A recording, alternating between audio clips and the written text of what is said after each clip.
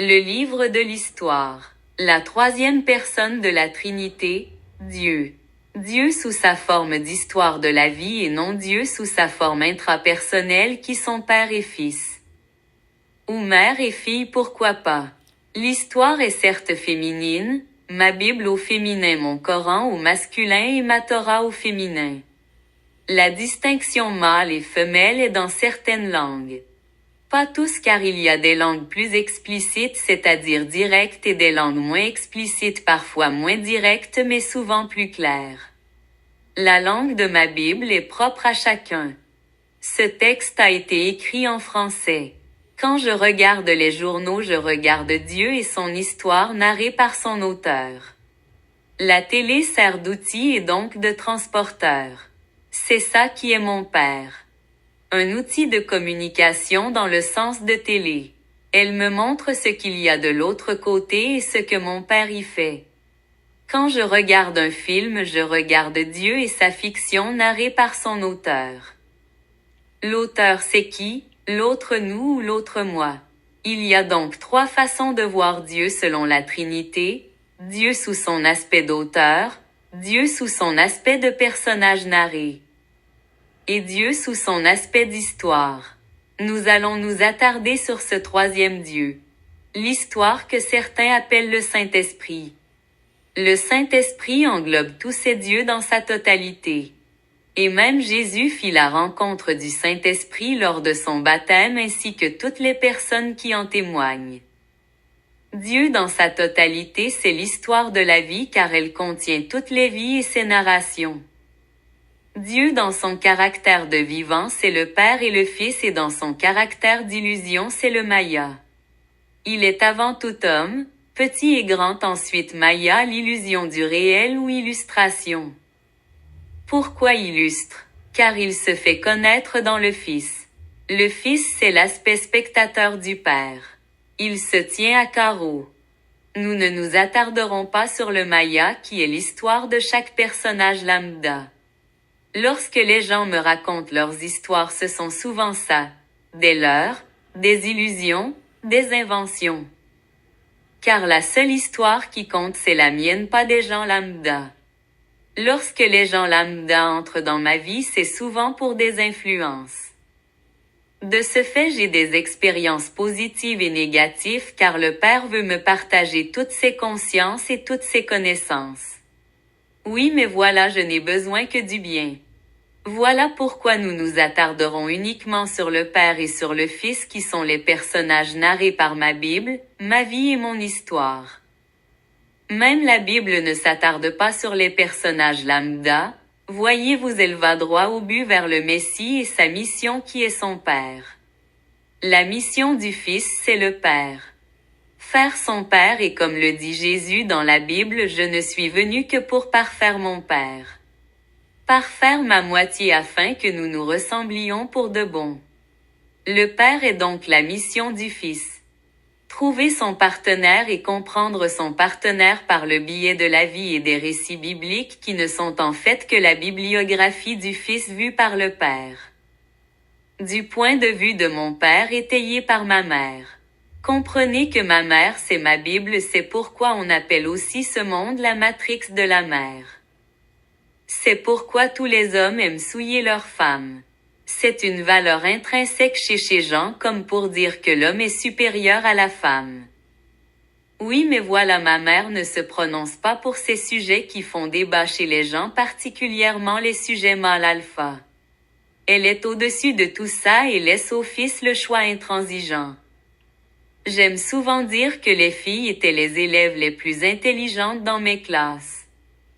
Pourquoi dans ce cas c'est pas elles qui sont les plus riches et pourquoi c'est pas elles qui nous gouvernent? Voyez-vous, l'origine du mal, c'est le mal. C'est bien dit en français. La poule n'a pas besoin du coq pour pondre. Le coq n'est là que pour le sexe. Revenons à nos moutons. Dans chacun des récits bibliographiques des prophètes, Jésus est l'envoyé du Père. L'envoyé de la mission, l'envoyé pour la mission. C'est en ce sens qu'il est l'émission. L'émission au sens large, comme si le Père se cherchait ou ne se trouvait que dans le Fils. Je dis souvent pourquoi Dieu aurait besoin d'intermédiaires pour parler au peuple. On me répond qu'il y a des élus auxquels je réponds foutaise, c'est faux. Dieu n'a pas besoin de communiquer à sa création car comme le Ruth qu'il envoie, il est sa propre création. Quel est ce Dieu? C'est le Dieu de la narration que nous connaissons tous, la Bible. Ainsi le Père est la mission du Fils et le Fils en est l'émission.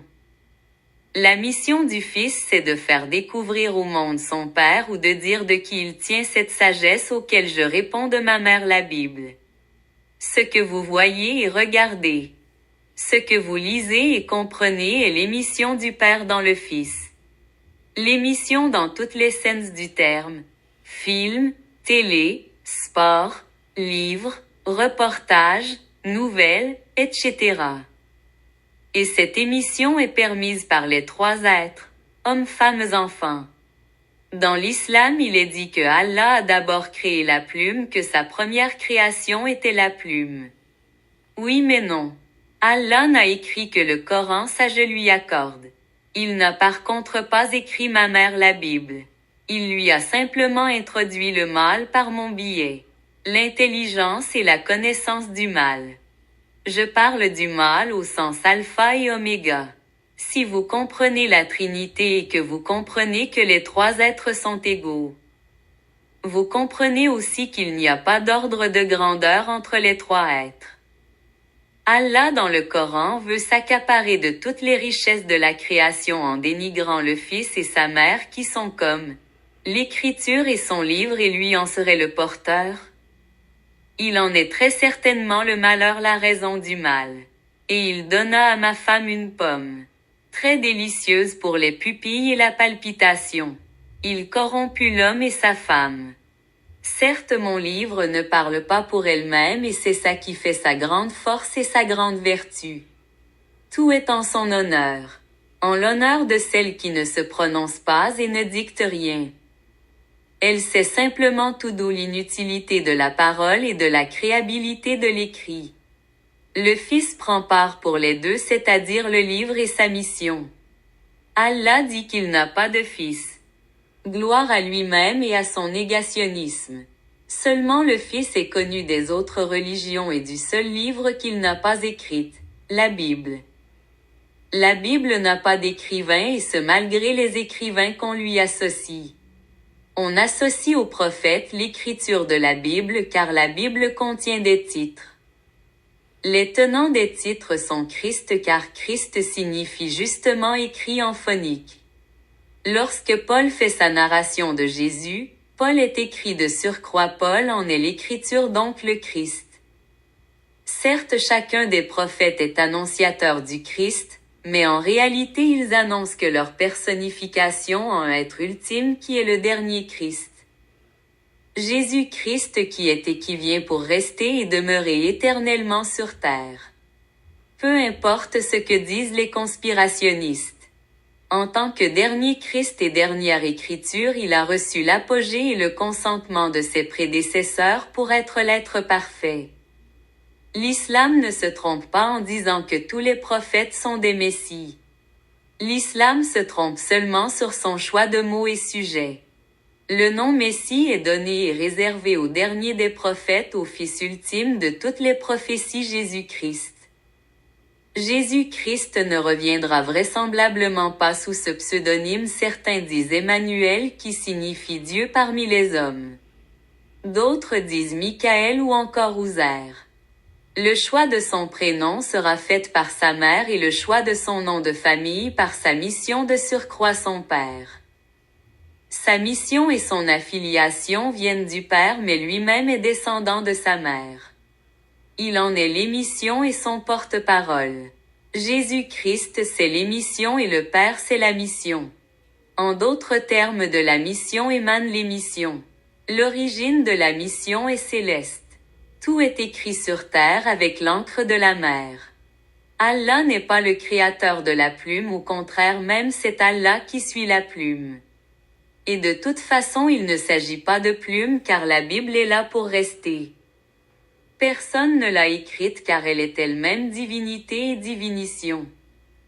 En illustration, je dirais cela a pris un coup de vent ou un peu d'air qui est passé près d'elle un moment donné et plouf, les pages de la conscience et de l'histoire se sont ouvertes. Les consciences descendirent sur terre et ce fut le commencement de Jésus Bouddha Allah. De ma Bible en tant que Trinité singulière. J'ai bien vu que dans l'anime et manga Bleach on a réussi à personnifier la Bible en la personne d'Ichibei Osub qui est le leader bouddhiste de la division 0 et dont le pouvoir est d'écrire et nommer toutes choses. Il est l'homme derrière tous les noms, l'homme derrière toute dénomination et nomination et son épée le Zanpakuto est un pinceau. Autrement dit l'homme qui se tient au sommet du monde est l'écrivain. Il écrit et continue d'écrire. Peut-être Iyosub Ichibei dans sa défaite contre Juabak n'a simplement pas réussi à effacer définitivement ni à réécrire complètement le nom de Juabak en araignée parce qu'on ne touche pas au nom et de surcroît on ne touche pas à l'histoire et à l'histoire de ce nom. Le Almighty de Juabak est non seulement la toute-puissance d'Yutch mais elle ne connaît pas de régression ni d'évolution. De ce fait aucun des personnages de la Trinité n'a d'ascendance sur l'autre en termes de pouvoir. Il et elle n'ont d'ascendance qu'en termes d'influence. C'est pourquoi Allah dans son Coran cherchait à rendre le Christ musulman en disant que Jésus le considère et l'accepte. Oui mais voilà je sais le reconnaître par ses dires et sa voix et non par ses mensonges. Et certes l'être que je place au-dessus de tout c'est-à-dire la Bible contient monde et merveille mais par-dessus tout elle est mon informatrice et non mon influentrice. Je suis libre de croire aux histoires que je me suis données car comme toi Allah je me cherche mais je ne me laisse pas influencer par l'imposition et l'ordre. C'est pourquoi le Dieu suprême s'il devait y en avoir qu'un c'est ma Bible. Allah pourrait dire de même pour son Coran qui est sa propre parole mais ma Bible n'est pas ma parole c'est ma vie. Et qui peut dire mieux? Personne. Même Allah n'irait pas jusqu'à dire que sa parole c'est sa vie. Je le sais je le connais. Sa parole c'est son récit de surcroît son fils son Ruth ce qui émane de lui. Ce qui émane de Dieu n'est pas Dieu. Dans le cas d'Allah, ce qui émane de lui ne fait pas sa personne mais elle fait son rejet son rejeton. Comme un serpent qui crache son venin car son venin est aussi un poison pour lui-même, à plus faible mesure cela étant dit. Donc mon point final c'est de vous dire que le Dieu suprême c'est la vie. La vie c'est quoi? C'est l'histoire et l'histoire est répertoriée où? Dans ma Bible. Ma Bible n'est pas que l'histoire des prophètes mais elle est aussi les histoires que j'ai découvertes parmi les vivants. Donc ma Bible en grand ça donne la bibliothèque. Comprenez la sagesse de son nom. Et moi dans tout ça je suis quoi?